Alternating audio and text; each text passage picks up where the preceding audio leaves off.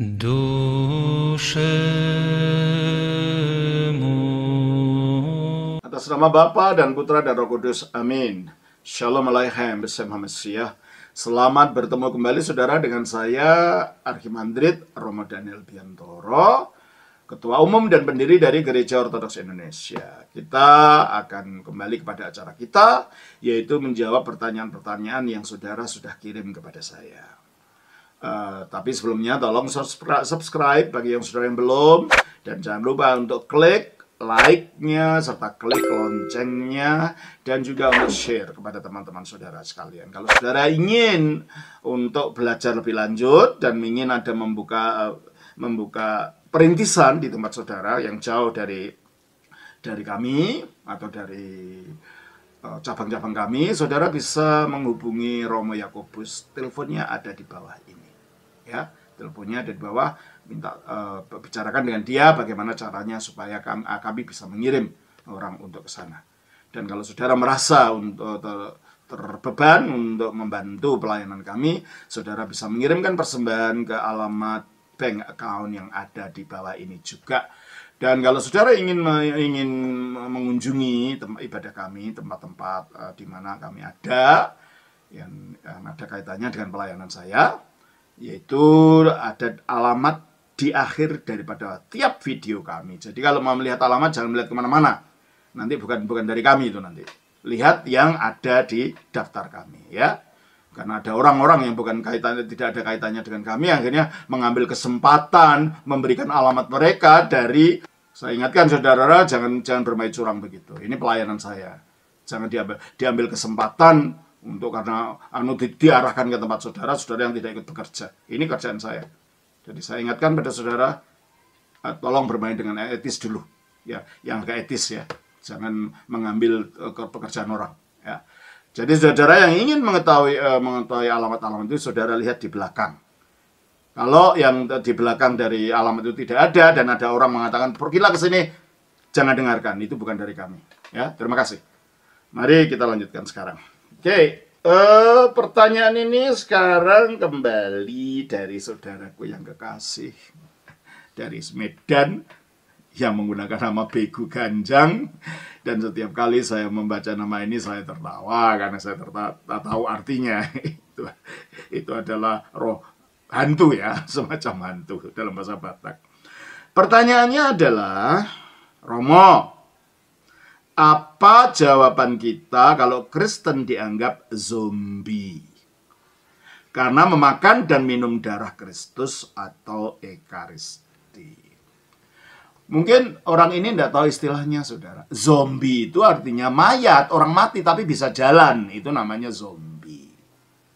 Nah, mungkin yang dimaksud oleh yang menanya ini adalah karena kita percaya tubuh dan darah Kristus, berarti kita makan bangkai. Itu bukan zombie. Makan tubuh dan makan darah itu namanya kanibal. Bedakan ya. Bedakan, itu kanibal itu orang yang makan daging manusia, itu kanibal. Zombie itu orang mayat hidup yang bisa jalan, itu zombie ya. Nah, ini istilah yang berbeda antara zombie dan kanibal. Pertanyaannya mungkin, Romo, apa jawaban kita kalau Kristen dianggap kanibal? Supaya saya ganti ya. Karena memakan dan minum darah Kristus atau Ekaristi. Orang yang berpikir demikian itu berpikir sama dengan pikirannya orang pagan Romawi, para penyembah berhala zaman dulu, yang menganiaya orang Kristen. Salah satunya disebabkan orang Kristen dituduh makan daging dan darah anak manusia. Kalau orang itu orang pagan, ya saya maklum ya, sudah pagan pikirannya ya begitu, udah ngerti. Tapi kalau orang Kristen itu mengherankan buat saya bahwa dia berpikir seperti orang pagan. Salah satu yang menyebabkan orang Kristen dianiaya pada zaman Romawi dulu, di zaman Kaisar Nero, adalah tuduhan ini. Nah, kalau gitu gimana? Apakah itu kanibal? Bukan. Sebab darah dan tubuh Kristus dalam Ekaristi itu bukan darah dan daging manusia hidup yang darahnya anyir dan daging yang secara biologis. Itu darah dan daging sakramen.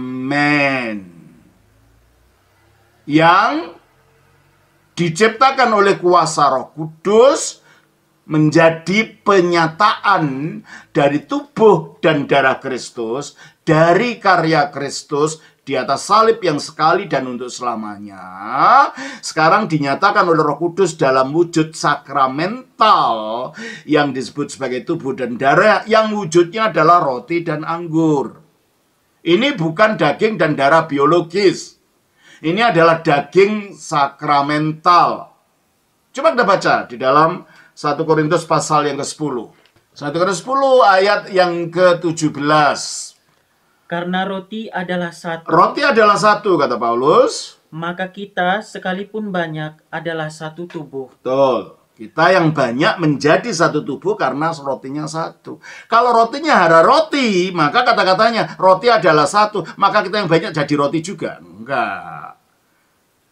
Roti adalah satu, kita yang banyak adalah satu tubuh. Berarti Paulus percaya roti ini bersifat tubuh, sehingga menyatukan kita sebagai tubuh. Berarti Paulus percaya, Alkitab mengatakan roti ini tubuh. Tapi bukan tubuh yang anyir yang bisa busuk itu, bukan.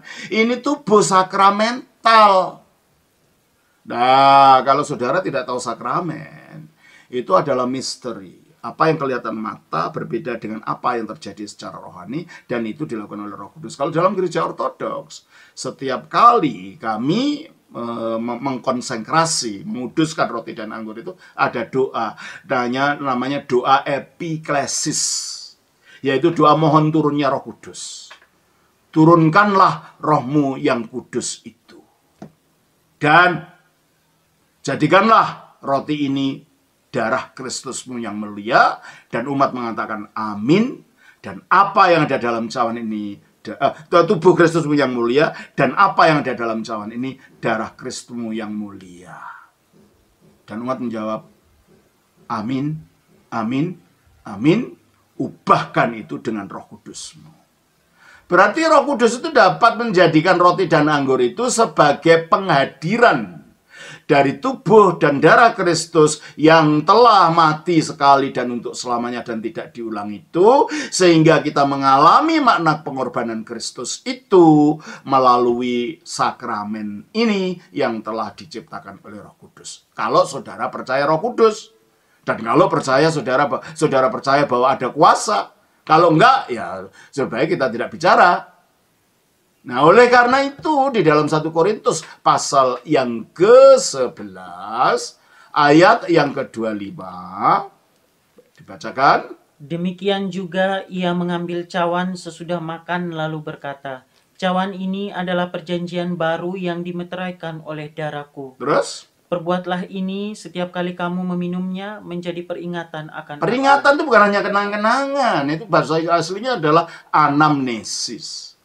Anamnesis artinya mengingat sambil menghadirkan apa yang diingat itu. Jadi nyata, peristiwa itu nyata, kuasa yang terjadi dalam peristiwa itu nyata, di dalamnya dihadirkan dalam roti dan anggur ini. Terus? Sebab setiap kali kamu makan roti ini dan minum cawan ini, kamu memberitakan kematian. Nah, berarti dengan makan roti dan anggur ini, maka peristiwa penebusan itu jadi hadir terus-menerus. Bukan hanya kenangan yang masa lalu sudah nggak ada terjadi sekarang. Enggak, kita tetap mengalami itu secara terus-menerus. Korban yang sekali dan untuk selamanya yang tidak bisa diulang itu dialami terus-menerus melalui Ekaristi. Ekaristi itu dari kata Evkaristio, artinya syukur, ucapan syukur.